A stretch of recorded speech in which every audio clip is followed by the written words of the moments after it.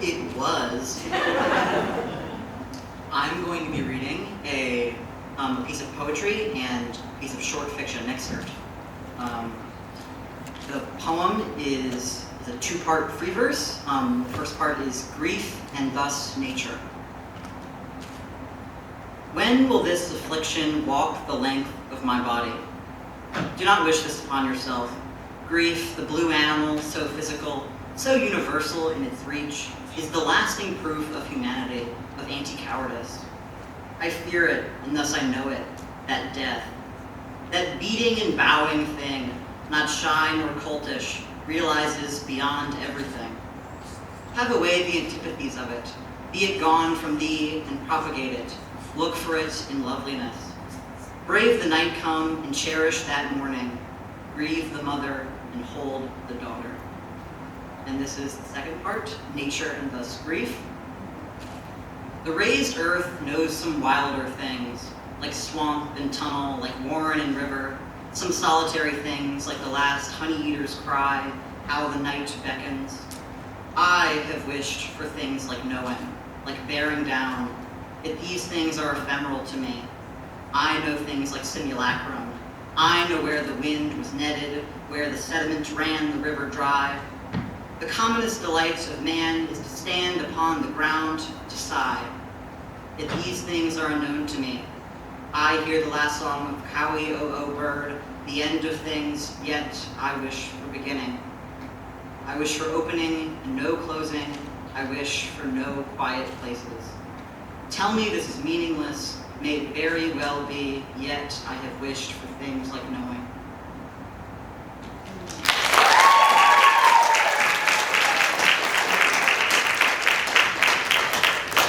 This is an excerpt of the same sci-fi piece that she was discussing earlier.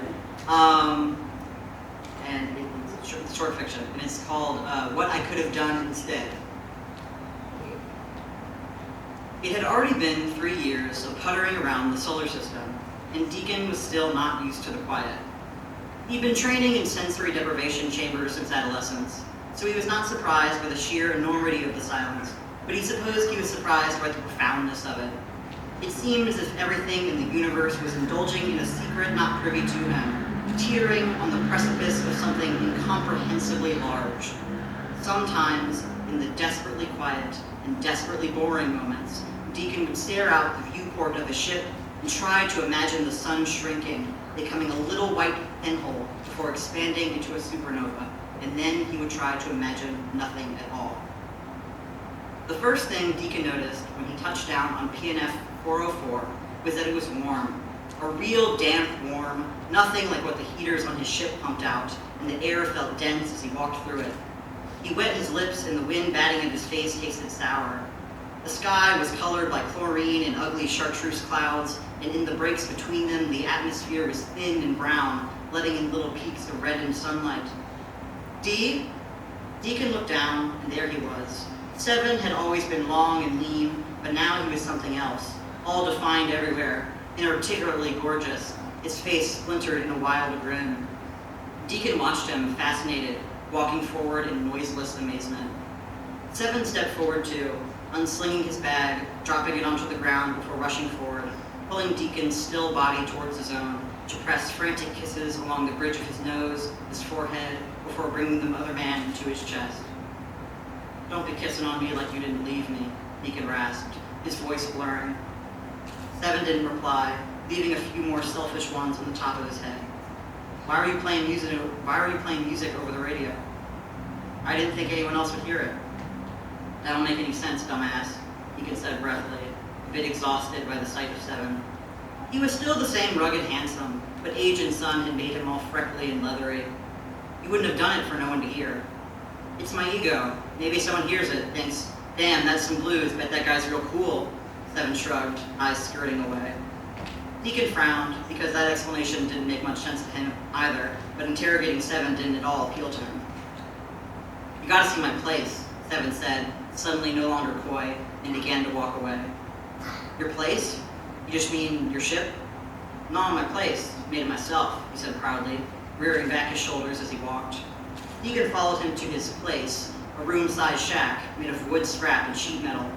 The little shed was leaning against a towering rock face, protecting it from turbulence, and Seven opened the narrow plank door, waving Deacon in but still going inside first.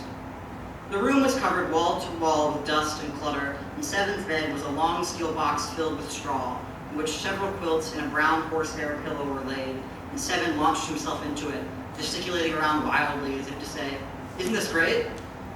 "This is nice," Deacon conceded, ducking inside, avoiding the sand that had piled up near the door. "You made this? Really?" Yep. Normally I'd sleep in here though. Got the hammock outside, and when it's not storming," he trailed off, wistfully grinning. "What happened to your ship?" Seven tucked his face in his shoulder, bashful. "Lost it. Not too long ago. I already emptied it out. Wind picked it up and carried it away." Deacon turned, looking out the dirty, four-paned window, watching alien flora tossing back and forth, dancing wildly in the wind. He was amused by it, to see things move. By the time he turned back around, Seven had reclined himself, a coy expression on his face, and in a curious, measured way asked, "How's my mom?" And Deacon sort of wanted to hit him. "She's all right. I think she misses, being a mom." "That sort of makes it sound like I up and died." Deacon snorted. "You sort of did, but I don't mean it like that or nothing. She just misses taking care of someone. She started volunteering at the hatchery. I promised to teach her how to garden when I got back." Seven squinted as if the information was too bright for him. "Garden? When did you learn how to do that?" "I don't know. Maybe sometime in the last, 10 years you've been gone, doing whatever it is you do instead of responding to regular radio checks," Deacon said, unable to keep the bite out of his voice. "Is everyone mad at me?" "Well, yeah, but it's because they miss you." "But I think I'm too different now. I already wasn't very good at the whole," Seven waved a hand, conjuring the words, "people thing. I can't go back anyways if everybody really thinks I'm dead. I'd better stay dead." Deacon wanted to disagree, but he couldn't, not really, so he just sat down next to Seven, quiet with thought, indenting the straw bed with his weight. The silence waited for him to break it. "I've tried to write," he lied, unsure of why he was even doing it in the first place as the words left his mouth. "To pass the time?" Seven swiveled, lighting up. "I've written," he said, suddenly proud, swinging his feet off the side of the bed and dismounting. He fumbled through some floor clutter, grabbing a leather, twine-bound notebook the size of his forearm, along with a tin can, rusted and ancient. He turned a notebook towards Deacon and ran his hand along the ink, sounding aloud as he pressed each letter, reading out, "Serving size 1 tablespoon," and then grinned stupidly as if expecting applause. The penmanship was unnatural, and Deacon quickly realized that it was the same font as what was on the artifact. "That's not even writing," Deacon said before he even thought to do otherwise. "You just copied it. It doesn't mean anything to you." Seven looked offended, but not discouraged, and as he began to flip through endless pages of words, thousands upon thousands of words in awkward print replication, Deacon felt sort of bad about being so quick to judge, because he wasn't exactly sure what was and wasn't writing anyways. He had thought about learning to read, if only to pass the time, but he wasn't quite sure how one learned to read, really. He could read coordinates, but it wasn't so much that he could read them, rather than he knew what numbers corresponded to what depots to endlessly shuffle between. "Hey, I know those ones. They're like the words on the garbage thing on my ship," Deacon said, pointing at some script reading "Caution." "They're on my ship, too. That's why I wrote them. You know what they mean?" "No," Deacon admitted. "Maybe Ulysses did. He got really good with that ship stuff, didn't he?" "Ulysses doesn't know anything," Seven rebuffed, crossing his arms. "He's just intuitive when it came to mechanical things. He didn't know what any of it says, really." "Well, come on. He knew things. You just hate him. He gets sore with me. He got sore with you because you play too much, and you're mean." "No, I ain't." Deacon didn't reply to that, because the ensuing back and forth would not amuse him. "That's why I like it so much up here," Seven started up again. "No one to get sore with me. It's quiet." "Quiet," Deacon repeated, and he couldn't help but feel frustrated, because it wasn't quiet on PNF 404. It was windy, and he could hear hard rain against the tin roof, and there was such a thing as morning and noon and evening, and he felt so jealous it made his stomach hurt. "But I like that you're here. I like your noise, even when you're sore with me." "I'm more than sore with you. I'm bruised, injured with you," Deacon fumbled. "I spent a really long time being jealous of you, because, you don't have to lug stuff around. You just get to look at cool stuff. But I think that might have been stupid because this sucks. And you aren't even doing the thing you were sent up here to do. You should stay up here with me.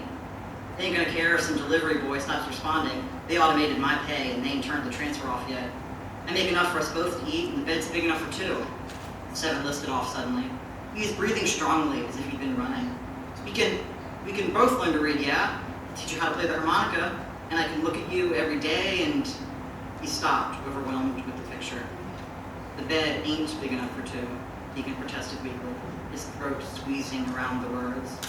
Then I'll build a new damn bed. Hell, I'll knock down the house and we can build from scratch. Just a nice place for you and me. All those scientists back on Earth, they say the world's gonna end, don't they? Who cares if we're off in space when it does? I'll stay this time, he swore. Cross my heart. I don't know. Who knows? Who knows anything? I like you, Dee. You smell like soap, Seven said, strained. I'm sorry for kissing all over you, and I'm real sorry for leaving you behind. That was dumb, right? I'm dumb, you know that. You've always been the smart one. I love that about you. He looked at Deacon with no uncertainty, and Deacon felt a queasiness set in every part of his body. I love you, Seven said, and his voice sounded like it was coming from every direction, even the inside of Deacon's head, and after that, everything felt quiet. Deacon leaned over, pressing his face into Seven's shoulder, nosing at the blue leather strap on his bomber jacket. Deacon looked out the giant, murky window and up at the sky. He realized suddenly that there wasn't really quiet anymore, and that there was all at once a whooshing sound that almost suctioning around him, and it felt like the universe was quivering with him, cupping his head and whispering a little secret in his ear. He looked up at the sky and watched as the sun contracted, as if he was looking through a pinhole.